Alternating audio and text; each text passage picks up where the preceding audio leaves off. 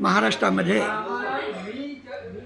काही माणसं सामाजिकदृष्ट्या लोकांच्या हितासाठी आणि शेतकऱ्यांच्या प्रश्नासाठी लढत असतात। असेच महाराष्ट्रातले नेते ओबीसी नेते हेमंत पाटीलजी यांच्याशी दंडवत न्यूज आज एका विषयावरती बोलू इच्छित आहे। त्यांना मी विनंती करतो की अदानी विषयाच्या संदर्भामध्ये आपण वृत्तपत्रात बातम्या तर दिलेल्याच आहेत, पण वस्तुस्थिती काय ते आमच्यासमोर वाचकांसाठी त्याचबरोबर लोकांसाठी आणि संबंधित अधिकाऱ्यांपर्यंत विषय माहिती व्हावा आणि शेतकऱ्यांना न्याय मिळावा यासाठी आपण विचार व्यक्त करावे।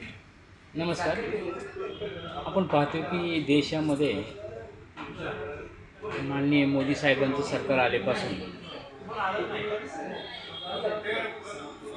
त्यांच्याबरोबर अदानी ग्रुप या गेल्या 10-12 वर्षामध्ये फार मोठा झालेला आहे आणि मोठा होत असताना त्यांनी ह्या देशामध्ये अनेक प्रकल्प राबवले। ते प्रकल्प राबवून त्यांनी पूर्ण केले आणि त्याचा फायदा समाजाला होतोय, लोकांना होतोय। अदानी ग्रुपबद्दल आमच्या मनामध्ये काही नाही। अदानी ग्रुप हा नरेंद्र भाई मोदींना सहकार्य करतोय, जनतेला सहकार्य करतो, परंतु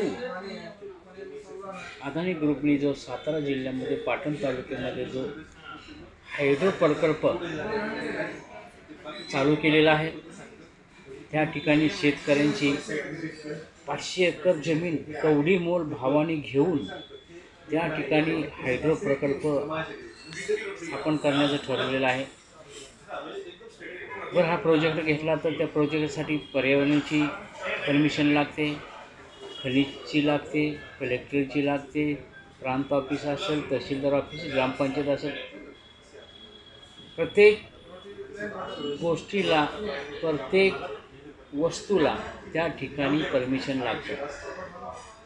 त्या ठिकाणी डोंगर आहे, डोंगरसुद्धा ज्या ठिकाणी कोरायचं काम चालू आहे, फॉरेस्टला न विचारता, कलेक्टरना विचारता हे जे काही बेकायदेशीर काम माननीय अदानी ग्रुपने चालू केलेलं आहे ते त्यांनी थांबवावं।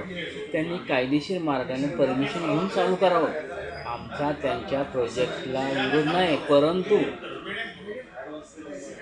त्यांनी जो प्रोजेक्ट चालू केलेला आहे त्यासाठी त्यांनी सर्व परवानगी घ्यावे आणि नंतर ते चालू करावं अशी आमची मागणी आहे, तेथील लोकांची मागणी आहे।